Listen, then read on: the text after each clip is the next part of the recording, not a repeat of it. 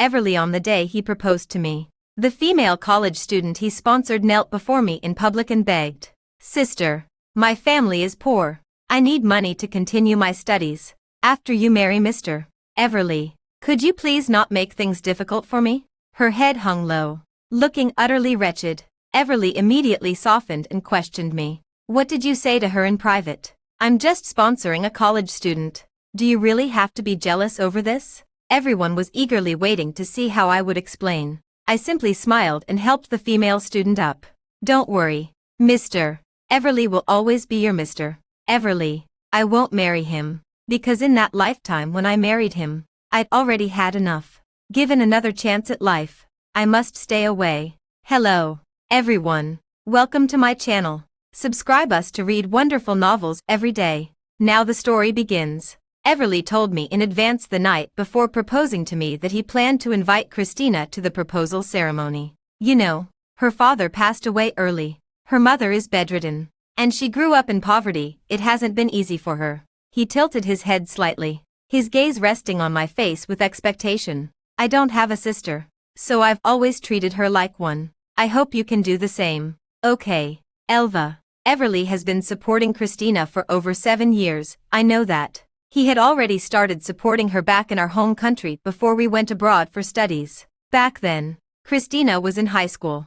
Everly would grant her every request. Wealthy families usually engage in such charitable activities. And my father does too. So I didn't see anything inappropriate about it. But when he wanted to invite this female student to our wedding, I unexpectedly showed displeasure. Of course, that was in my previous life. I'll just throw a tantrum and threaten to hang myself. Why would you invite a practically strange female student to our such intimate and important proposal ceremony? Don't you think it's absurd? I've been supporting her financially for 7 years. I know better than you how pure our relationship is. You're being so petty and unkind. You're already judging her with prejudice without even having met her. You've really disappointed me." Everly wanted to leave in a huff. And like a fool, I grabbed his leg and begged, "I'm sorry, Everly. I was just scared.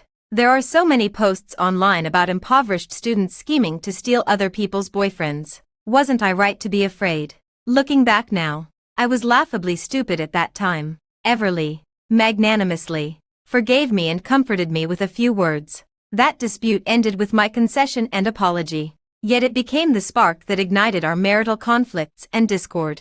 Thoughts like scattered beads were forcibly gathered back together. Lifting my head, I met Everly's eyes brimming with expectation. A meticulously crafted, almost demure and virtuous smile slowly bloomed across her face. "All right, Everly." My voice was as soft as a feather. "I don't mind." Everly let out a relieved sigh, her deep eyes rippling with contented laughter. "I knew it. Elva, you're the kindest." He lowered his head and planted a gentle kiss on my forehead, then began enthusiastically sharing his visions of our wonderful married life together. I quietly leaned against his chest, motionless, letting him paint that ethereal blueprint. The familiar scent of his strong masculine cologne lingered around my nose. The scent that had captivated me in my past life now reeked like the cheapest chemicals, making me nauseous with every whiff. "What blissful married life are you talking about?" After marriage, Christina always managed to barge into Everly's and my life in the most unexpected ways. When she fell ill, Everly left me with the nanny in the middle of the night despite my fever to go take care of her. Her thesis defense didn't go well. Everly stayed up late helping her revise the paper while I was left alone at home, even getting scolded by my parents for not knowing how to maintain a married life. When she was depressed about not finding a job, Everly took her out to relax and even used his connections to pave the way for her. With just a few casual words, she could easily separate me and Everly. With just one pitiful tone from her, Everly would immediately think I'm some strong woman who doesn't need his comfort or company. Christina, step by step, with a smile, she dismantled my pride, shattered my marriage, and devoured my life. In the end, I died of depression before even turning 30. This time, only a fool would repeat the same mistakes. Everly proposed to me on May 27th aboard a luxurious cruise ship. Christina came as expected, dressed exactly the same as in her previous life. A faded white t-shirt hung loosely on her, making her appear even thinner. Pale wide-legged jeans, washed to the point where their original color was barely discernible.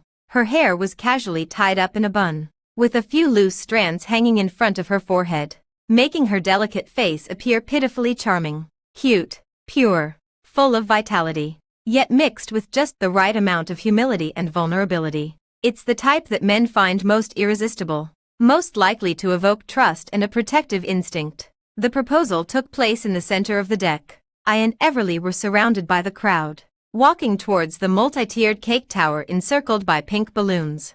Just as we arrived, the slender white figure beside me, without any warning, thud, straight down to her knees at my feet. The entire deck fell silent in an instant. Elva, sister, I know it's very inappropriate to say this now, but I'm scared.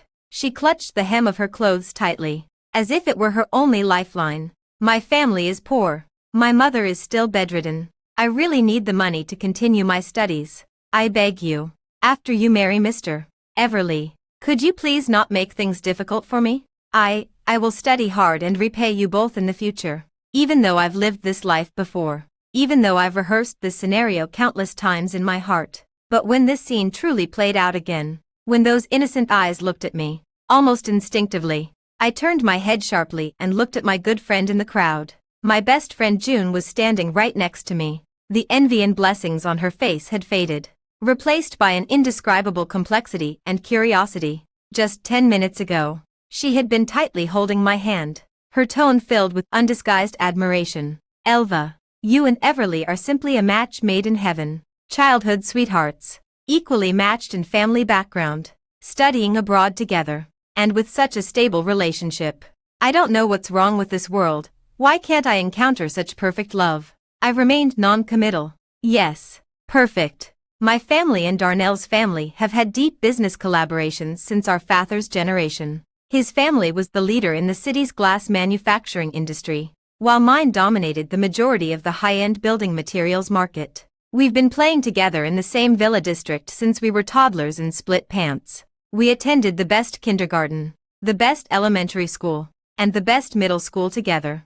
Then, naturally, we went abroad for studies together, keeping each other company in a foreign land for so many years. Whether it was relationships, academics, or family backgrounds, both our families and the two of us have sailed smoothly through life, envied by many. Yet, it was precisely this seemingly unshakable, flawless life that was turned upside down and ultimately shattered by the sudden intrusion of a poor student. Now, she kneels rigidly before me in front of everyone, as if I had made things difficult for her countless times in the past. And now after marriage, I'm trying to wipe her out completely. But the truth is, I've never done anything. Everly suddenly let go of the hand that was holding mine. He turned to me almost immediately, his once tender and affectionate handsome face now filled with disappointment and accusation. Elva, did you approach her privately? No. Wasn't I just sponsoring a female student? He frowned deeply. Her family is in such dire straits. How can you be so intolerant of her and insist on making things difficult for her? Making things difficult for her. I struggled to suppress the surging fury in my chest and the profound sense of injustice that cut to the bone, my nails nearly digging into my palms. What more is there to explain? In my past life, I had explained enough, only to be met with his repeated disappointments and accusations of being unkind. Yet even so, that familiar sense of suffocation still engulfs me like icy seawater. In this new life, Everly, I still want to ask you, where exactly did I make things difficult for her? Where exactly have I been unkind? Christina graduated from high school and said she wanted to go to the neighboring city to see the sea and relax. With just one sentence from her, I'm not close with my sister, and if she comes along, I'll feel awkward. You went alone with her. I was just venting to you a little at the time. Christina was a junior, back when we were in the U.S., during the most intense period of our studies. She said she had dysmenorrhea, the pain so severe she was rolling around in bed in the dorm. She wouldn't go downstairs to buy painkillers herself, wouldn't let her dorm mates help her buy them, and didn't even call the campus emergency medical number, but tearfully called you, who was far across the ocean. At that time, it was 3 a.m. in the U.S. You and I were in a deep sleep. You answered the phone and almost immediately jumped out of bed, disheveled, urgently downloading a domestic food delivery app to help Christina order painkillers online. I was half asleep when you woke me up. And I just mumbled, "She's a grown-up. Can't she order takeout herself? Food delivery is so convenient here." How did you respond to me at that time? Without even turning your head. Your tone was full of impatience and reproach. "She's in so much pain she can't even type on her phone. How could she order? I'm just helping her with the delivery. It'll be done soon. Go back to sleep."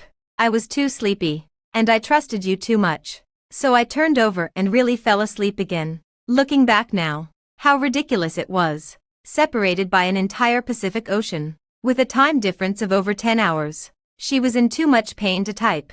Yet she could dial your number with perfect accuracy and cry her heart out for ages. And you, despite fighting off sleepiness, would rush to fulfill her needs without delay. Did I ever do anything to make things difficult for her? No. I can never understand why, when my family background, knowledge, looks, and abilities are all superior to hers, Christina. We even have the emotional foundation of growing up together, innocent and carefree. So why is it that you feel so much more for her? He even went so far as to argue with me repeatedly and give me the cold shoulder for her sake, pushing me further and further away. The surging emotions gradually subsided, and I snapped out of my memories. I loosened my long sweat-drenched, stiffened fist and forced a barely perceptible smile at the woman still kneeling on the ground, under the gazes filled with sympathy, curiosity, or anticipation of drama. I slowly walked over, gently. I helped Christina up.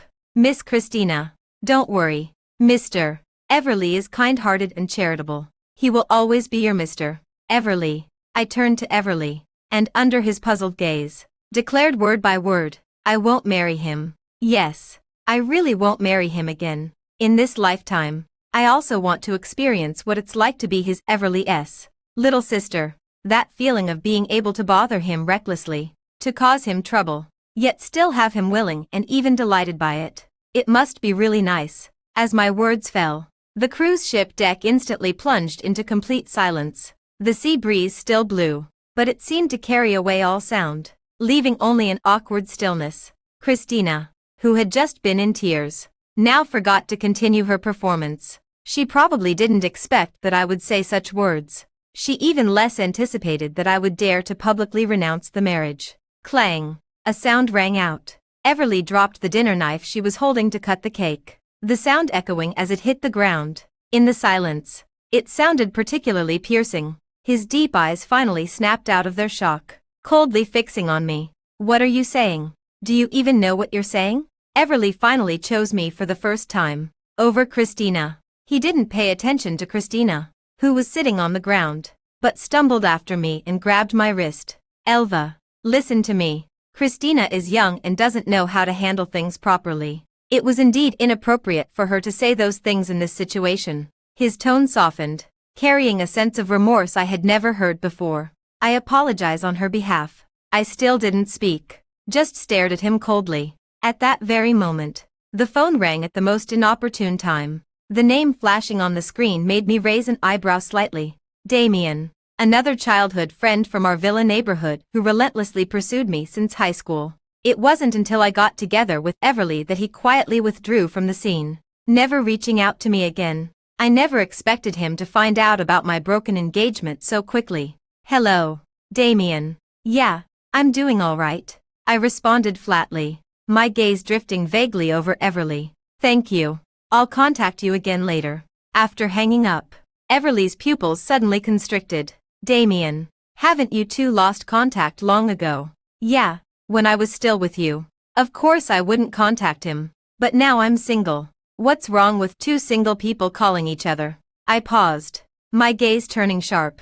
Unlike Everly brother here, who can still be considerate to other women even while in a relationship, Everly's face instantly turned ashen. He took out a cigarette and lit it with rough movements. The crimson glow flickered in the depths of his dark eyes. "You're still jealous about Christina." He seemed to have pinpointed the crux of the matter, his tone carrying a hint of self-righteous realization. "I've told you many times. What I feel for her is nothing but pity, sympathy. The reason she said those things in this situation today is out of insecurity. She's afraid you might develop hostility toward her. That's all." Everly grew more agitated as he spoke, veins faintly pulsing at his temples. Why can't you ever understand what charity truly means? Elva, do you think throwing money at something counts as charity? What charity needs more is human compassion, spiritual comfort. I kept smiling, but the smile never reached my eyes. You're really good at twisting concepts, making ambiguity sound so refined and elegant. Everly was about to say more, but I raised my hand to cut her off. The day after tomorrow at 6 in the evening, June's Cafe. Let's have a proper talk. The news of my broken engagement spread almost instantly across the entire local network. When I returned home, the spacious living room was brightly lit but eerily silent. My parents sat solemnly on the main sofa, their expressions grave, clearly waiting for an explanation from me. From childhood to adulthood, I was sheltered under their wings, like a flower in a greenhouse, obedient, compliant, and never defiant. To publicly tear apart a grand proposal in front of everyone, as I did today, was simply unimaginable. My father's face darkened, his tone laced with suppressed displeasure. Even if you truly wanted to break up, there were plenty of private ways to handle it. Why did it have to be at the proposal? I don't know exactly what happened between you two, but I'm not asking you to endure. It's just that there were more dignified ways. What about the relationship and cooperation between our families in the future? Yes, I've thought about this too. Although our Clement family's business doesn't rely on the Darnell family, hastily changing partners at the last minute would only leave us vulnerable to exploitation. I've considered all of this, but many events from my past life remain vividly clear in my mind now. Gritting my teeth, I helped Christina up, promising not to make things difficult for her, only to be labeled online as someone who repeatedly bullies impoverished students. They said my parents failed in raising their daughter, that our family's wealth was of dubious origin, all sorts of slander and defamation.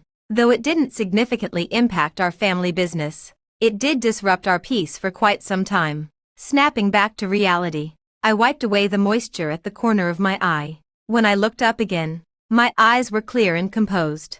Mom, Dad, don't worry. I will give everyone an explanation for this matter. An explanation that will leave them speechless. However, that night on the local social network, a heavily edited video of me breaking off the engagement exploded on the trending list. Nearly all the top comments are criticizing my spoiled rich girl attitude, smilingly calling off the engagement in public. Was that really not intentional? The scholarship recipient even knelt down, yet she stood there looking down on them with sarcasm. The arrogance of the wealthy is truly something. Who would dare accept aid after this? Those in poverty already struggle with self-esteem, and then she goes and pretends to be magnanimous, giving them an utterly humiliating experience. I scrolled through my phone screen with an expressionless face, feeling utterly despondent inside. No matter what I do, it turns out the outside world will always find countless reasons to criticize me. In my past life, I promised I would never make things difficult for Christina. Netizens called me hypocritical, and having made things difficult for her countless times already. In this lifetime, I took the initiative to call off the engagement and step aside. Yet, I was still mercilessly criticized. June quickly sent me a voice message. Don't worry, Elva. This storm will pass soon.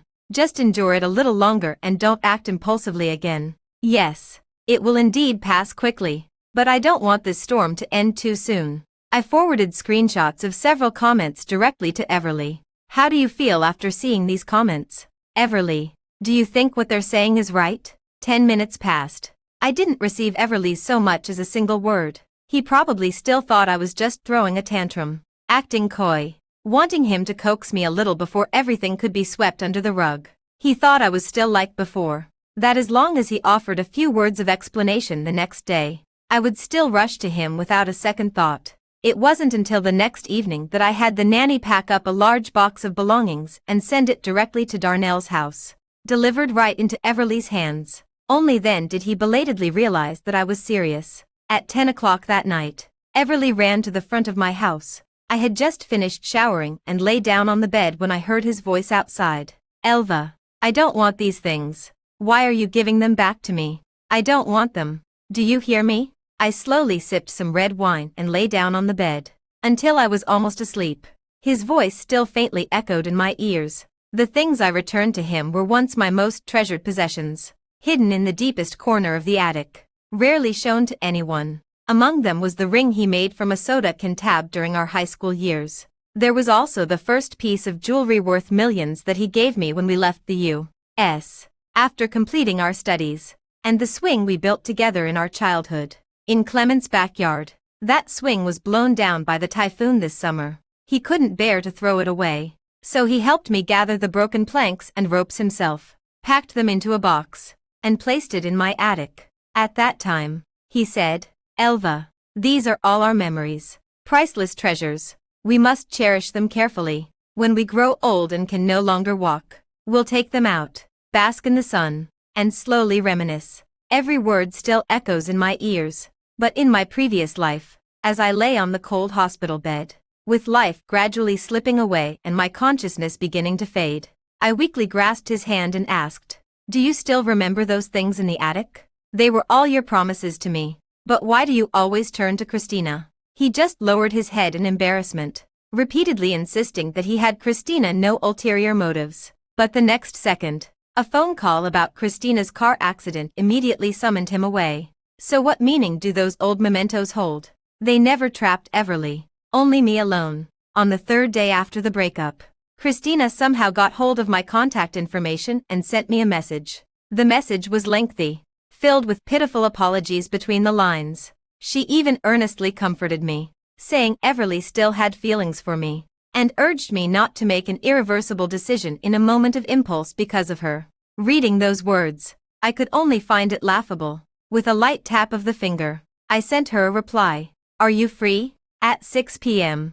June's Cafe. Let's have a proper talk." The time and place I arranged with Everly were exactly the same. The moment when Yentong pushed open the cafe door, I almost didn't recognize him. Just 2 days apart, he seemed to have lost all vitality, aging more than 3 years in an instant. His eye sockets were sunken, a stubble of blue beard sprouted on his chin, and even his usually immaculate shirt bore a few disheveled wrinkles. Because of the box of things I had sent to the Darnell family, he was truly panicked. He stood at my doorstep all night yesterday. Until now, I finally saw myself. But in his eyes when he looked at me, there was no joy, only an overwhelming weariness and pain. "Elva, are you really this heartless? Nearly 30 years of feelings between us, and you can just let go so easily, leaving no room at all." In his bloodshot eyes, tears welled up, almost on the verge of bursting forth. I met his gaze calmly, yet there was not a ripple of emotion in my heart.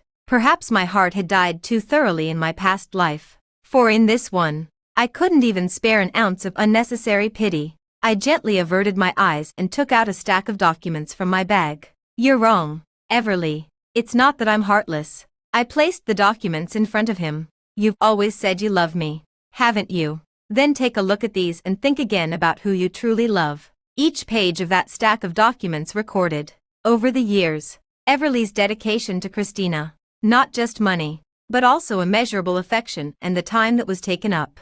In 2014, we graduated from high school, and both families were joyfully preparing our college celebration banquets. My voice was soft, yet it cut through the already stagnant air in the cafe like a sharp blade. Inch by inch, the photographer had finally gathered everyone together, ready to take that profoundly meaningful group photo. But you never came back. Your father was so furious at the banquet that his face turned ashen, almost storming out on the spot. We only found out later that at that time, you were acting like a reckless kid, frantically rushing to wire money to Christina. I paused, lifting my gaze from the documents to stare directly at his increasingly pale face. Just because she said she had no money for food and couldn't go hungry. And you, who had never wired money before, were so flustered you entered the wrong bank card password 3 times, locking the card. In a panic, you borrowed money from Damien to send it to her. This matter was only told to me by Damien yesterday. All these years he kept it from me, partly because he thought it could be a big or small matter, and partly because he feared it would affect my relationship with Everly. Everly's calm expression finally showed a trace of a crack. He stared fixedly at the group photo tucked in the file, his pupils trembling uncontrollably, as if stung by something invisible. In the photo, I was wearing a carefully chosen pale green dress, surrounded by both sets of parents in the middle, smiling as if bathed in spring breeze, my eyes filled with boundless hope for the future. What was I thinking back then? A glamorous future, An enviable relationship. An Everly who would love only me forever. And what about Everly at that very moment? He was busy ensuring another girl's well-being, treating our important moments as worthless. I tugged at the corner of my mouth, curling it into a nearly cruel arc. All right, we've finished this page. Let's move on to the second one. Fingertips brushed against the paper, emitting a faint rustling sound. Christina graduated from high school. You said she had a pitiful background, hadn't seen much of the world, and wanted to take her traveling to broaden her horizons. Everly suddenly raised her head, her bloodshot eyes swirling with emotion, and interrupted me in a hoarse voice. I told you to come with me that time. I was completely open and honest with you. Yeah, I know. What I mean is, you, Everly, someone who claims to have severe acrophobia, actually went rock climbing with her just to make her happy. But do you remember? When we traveled to Europe together, I wanted you to accompany me to Cologne Cathedral. What did you say then? You said you had megalophobia and absolutely refused to go with me. How did you know about that time I went rock climbing? Everly asked with some confusion. Of course I knew. In my previous life, Christina, casually, added me on WeChat and deliberately pinned one of her WeChat moments posts to the top. The content of that post was Everly accompanying her rock climbing, shown from behind. I steadied myself and looked at the man across from me, who was already on the verge of collapse. Shall we keep going? There's plenty more where that came from. Everly beads of sweat rolled down his steep nose bridge and tightly pressed lips. A long while passed. He sniffled. Elva, you come from a privileged background with many friends. Even without my company, you'd still live well. But Christina is different. She has nothing. She's already suffered so much. She's like a little sister to me. Little sister. Again. This term, from past to present, he keeps repeating it tirelessly, never growing weary of it. Everly, you're wrong again. Actually, I pointed at myself, am more like your sister. Only towards a sister would you be so unrestrained in your neglect, so justified in your hurt, so at ease in letting her down. But with Christina, you're always cautious, always responding immediately, always heartbroken for her. No. Everly suddenly raised her voice, like a cat whose tail had been stepped on, vehemently denying it. Absolutely not. My dad taught me from childhood to be kind, to cultivate myself when poor and help the world when prosperous. When I had money to spend freely in high school, my first thought was to sponsor those in need. And all these years, I've been putting that into practice. He tried to defend himself, his tone hurried, yet his eyes seemed somewhat evasive. I admit, Elva, I admit that in our relationship, there were many things I did wrong, that I neglected you, and those were all my issues. But I truly have no feelings for her beyond sympathy and help. Looking at Everly's face, flushed with agitation yet desperately trying to appear sincere, I felt a momentary daze. For a brief moment, I almost believed his words again, but I quickly snapped out of it. Everly, you don't need to keep denying it. My voice regained its composure, even carrying a hint of pity. They say, where a man spends his time and money is where his heart lies. Just look at yourself. Beneath all those layers of denial, what depth of emotion are you hiding? Something even you haven't realized. Right. Everly's face instantly drained of color, becoming as pale as the stack of documents from moments before. Suddenly, he abruptly stood up from his chair, staggered around the small coffee table, and rushed toward me. Under my gaze, this proud son of heaven actually knelt down on one knee before me with a thud.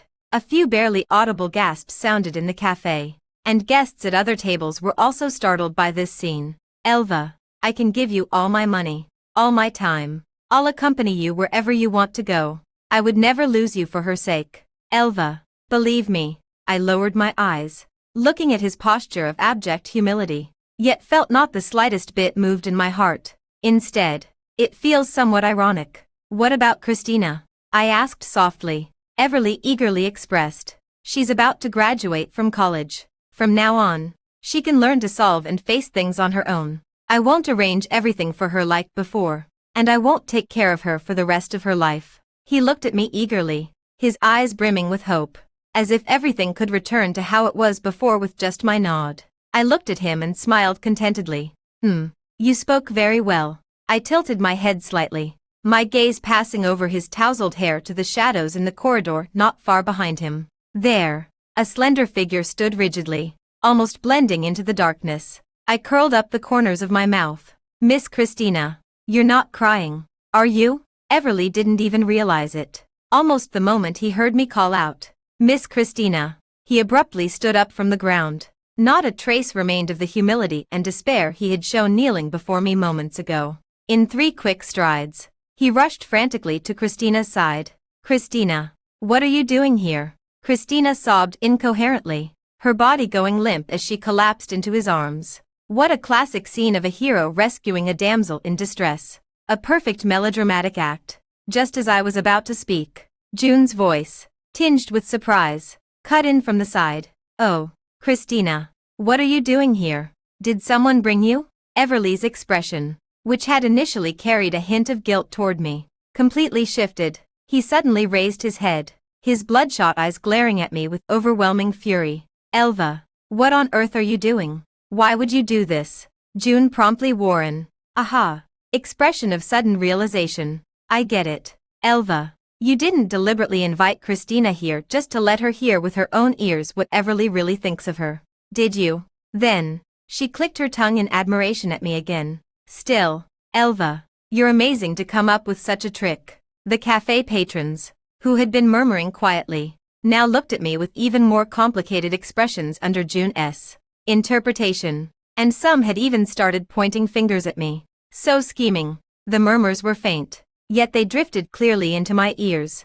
Everly evidently heard them too. He cautiously comforted the sobbing Christina in his arms, then helped her sit down on an empty sofa nearby. Then, he strode over to me in a few steps, looking down with an icy, piercing gaze. Elva, I truly never expected you to be this kind of person. His tone was filled with disappointment, as if I had just lowered his perception of me to a new all-time low. Oh, then tell me, what kind of person do you think I am? I pointed at myself. This little sister who grew up with you since childhood, who arranged to meet you here, who helped you dissect your chaotic heart, making you recognize your true feelings and so-called true love. Was I wrong to do any of that? By the end, my voice carried a barely detectable tremble, and my eyes reddened perfectly on cue. The murmurs of blame around me grew quieter. You see, sometimes showing weakness is more effective than being tough. Look, Everly brother, you keep saying you love me, that you can't live without me,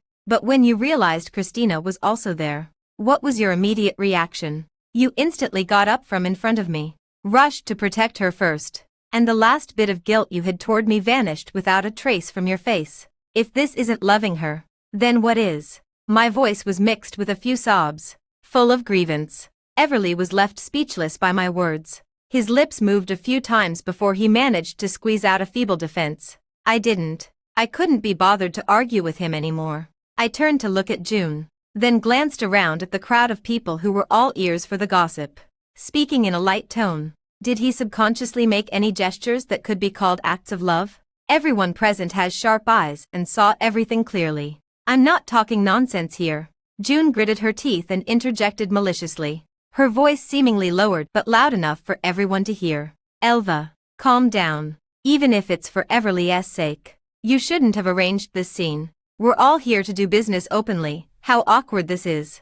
I haven't even addressed you yet. As my high school desk mate and best friend, I invested in opening this cafe for you, transforming you from a small-town girl into a carefree cafe owner. And how have you treated me in return? June's face instantly flushed crimson, as if someone had gripped her throat. After a long pause, she finally managed to choke out, what have I done wrong? Elva, you know I've always stood by what's right, not just by personal ties. Then why didn't you show this so-called integrity and refuse my help when I gave you $500,000 to start this cafe back then?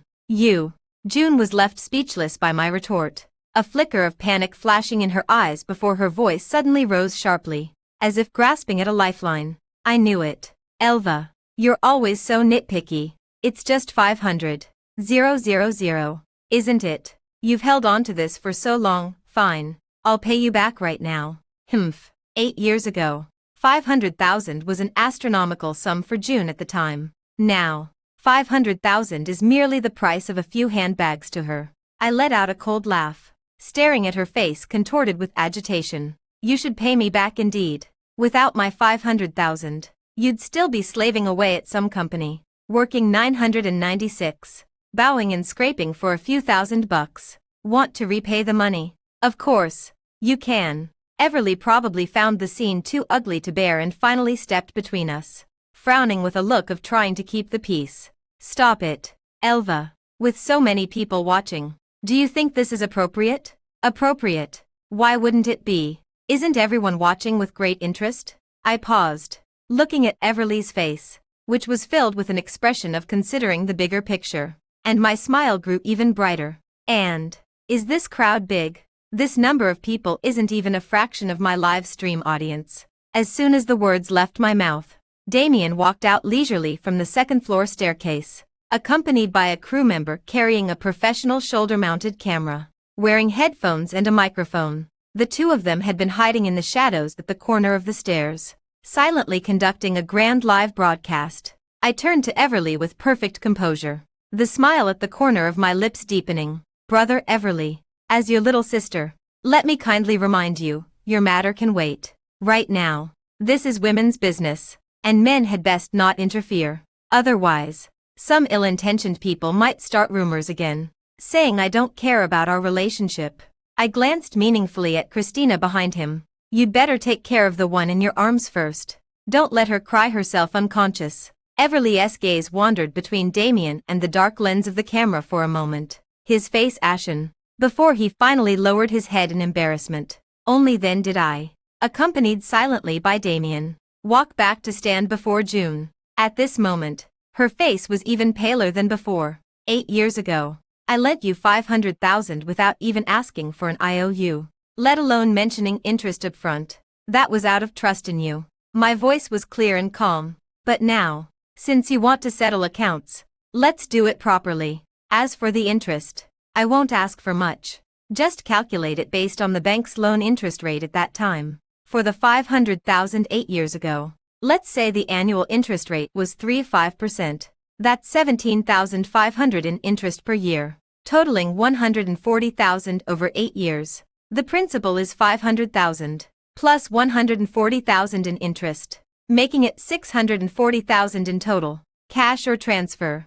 I want it now, immediately, right this moment. June bit her lower lip hard, her eyes reddening. Elva, you weren't like this before. You used to say you considered me your best friend, even if it's about repaying money. Do you have to calculate it so precisely? That's right. I would never calculate things so meticulously with my best friend. But June, I shifted my tone abruptly, my voice turning sharp.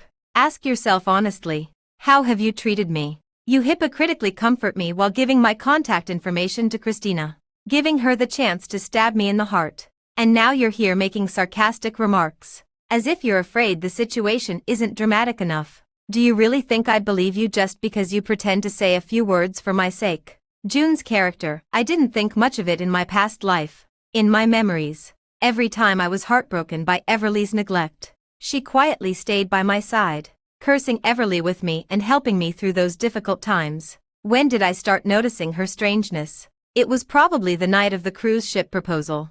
That night, the internet was flooded with accusations and insults directed at me, calling me inconsiderate and spoiled. Yet June only sent a casual word of comfort. Elva, don't take it to heart. Just endure it for a while. This kind of thing will pass soon.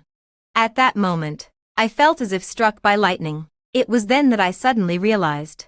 During all those unbearable moments when I was Everly ignored and Christina disgusted me, June always conveyed to me the same core idea, endure. Perhaps after living a second life, one's mind truly becomes much sharper than before. At that moment, I finally understood.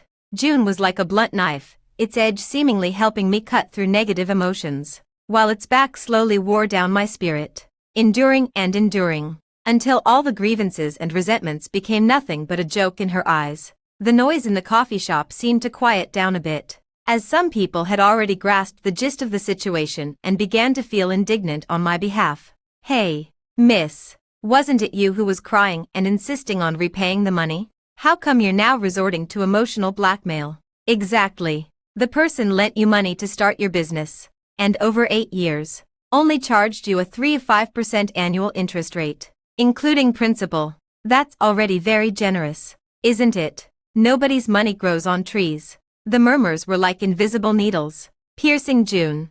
June, seeing that she could no longer use the same old trick to smear me. Her face turned pale and then flushed with anger. Finally, under the watchful eyes of everyone, she reluctantly took out her phone. A moment later, a notification sound came from the phone. I looked contentedly at the clear transfer information on the phone screen, confirming that the 640,000 yuan wasn't delayed, and a faint smile curled at the corners of my lips. Slowly leaning in close to June, I whispered in a voice only she and I could hear, "Don't think it's over just because you've returned the money. I'll settle the score with you slowly for deliberately trying to smear me. I know you resent my privileged background and can't stand to see me doing well. From now on, you can cling to this coffee shop of yours and see if you can keep it running without my help. This coffee shop only started doing well because I kept bringing friends here to patronize it. I made it. I can break it. And holidays just happen to be convenient." Then, my gaze fell on Damien not far away, and I gave him a slight nod. "Damien, please point the camera at me. Today's live stream has taken up everyone's time. I know our matter is hardly worth mentioning, but I still want to clarify that I bear no hostility towards Mr. Everly and Miss Christina. Inviting them here was only to help true lovers unite. As everyone can see, my efforts were not in vain. As for me, having grown up with Mr.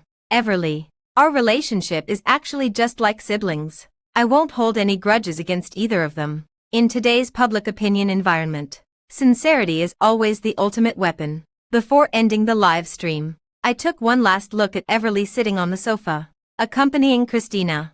The camera followed my gaze and turned towards them. "Everly brother, no matter who you end up with in the future, as your little sister, I sincerely wish you happiness. I mean it, and I welcome all supervision."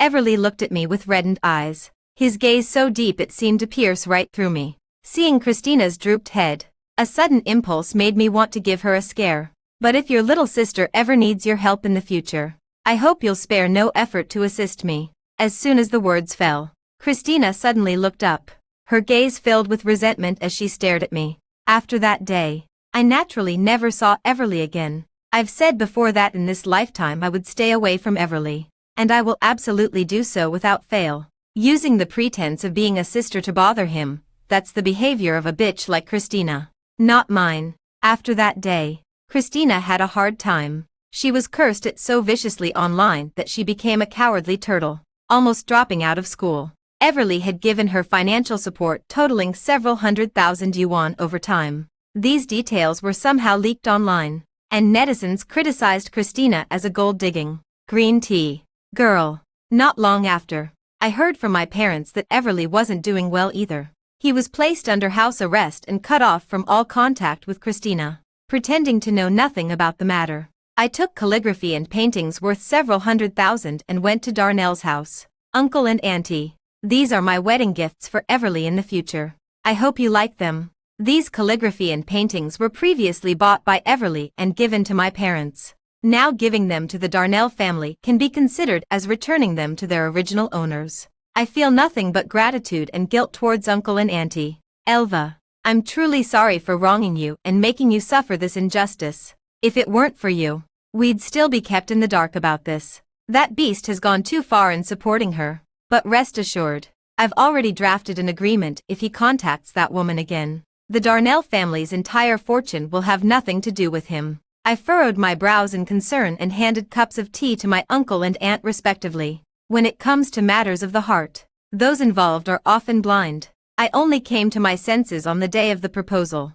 Actually, what existed between Everly and me wasn't love. Miss Christina has decent educational qualifications too. She's not some shady character of unknown origin. I sighed and asked, "Uncle, Auntie, what will you do next?" The aunt glanced at me, her tone somewhat probing. "Elva, what do you think we should do about Everly and that vixen? We've set our hearts on you as our daughter-in-law, so we'll follow your lead." "Auntie, I really don't know how to handle this. But Miss Christina is only 24 now, and she might still want to take postgraduate exams. If it's about marriage, it'll probably take several more years." Upon hearing this, the uncle and aunt's expressions immediately darkened. After all, as long as Christina remains unmarried, she will keep pestering Everly. By the way, the recent tariff war has affected business in the U.S. My family is considering expanding into the European market. Uncle and aunt, would you also like to consider sending someone to Europe?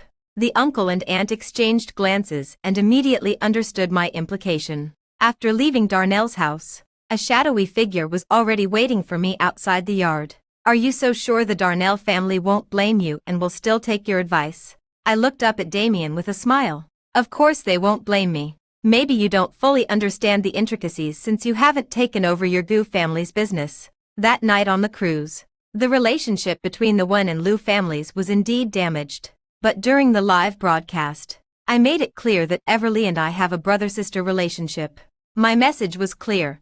The collaboration between the Wen and Lu families won't end because of the broken engagement. This was meant to reassure the Darnell family. As for Christina's matter, dealing with it early is actually beneficial for the Darnell family. In the twilight, Damien gazed at me intently. Wait, you didn't want them to be together, you wanted to make sure they could never be together. Of course not. Do I look that stupid? Why would I ever help those two despicable people get together? Some relationships thrive in the shadows, exciting and thrilling, but exposed to sunlight. All that's left is disgust, especially since their relationship has already become a spectacle under the watchful eyes of the entire public. Once they have any improper contact, if those envious and resentful netizens find out, they will inevitably gossip about the two of them. The scrutiny from the outside world, the Darnell family's warnings, will become an eternal barrier between them. They will never be able to be together in this lifetime. In August, Everly was sent to Europe by the Darnell family under the pretext of expanding the European market. His credit cards and bank cards were frozen, and all possible channels to borrow money had been warned by the Darnell family not to lend money to Everly. Even Damien received the message. That evening, I waited at Damien's hospital for him to finish work, then went back to the villa area together. Wealthy families often engage in such charitable activities, and since my father does it too, I didn't find it inappropriate. When do you think the Darnells will let him come back? I answered almost without thinking. Maybe he'll return in 2 years. Maybe he'll never come back. There's also a greater possibility that once Christina gets married, Everly will be allowed to return. But I never shared this possibility with Damien. It's been years since I last had deep contact with him, so it's better for me to preserve some semblance of kindness in his eyes. While waiting at the traffic light, Damien reached out and gently tucked the hair behind my ear. The weather is so hot, yet you still came to wait for me after work. I appreciate your effort. I instinctively turned my head away and smiled. I was just passing by. It just so happens that my family's factory is nearby, and after finishing my inspection, I thought I'd have him give me a ride back on the way. He stared at me with a heavy gaze. Elva, do you think we? I interrupted him. It's already August. Time flies so fast. A hint of disappointment appeared on his flushed face. Yes. Before we knew it, it's already midsummer. The midsummer that was supposed to be spent on a pre-wedding trip to Iceland with Everly has vanished. In this reborn midsummer, I only want to be my own Elva, not someone else's. The end.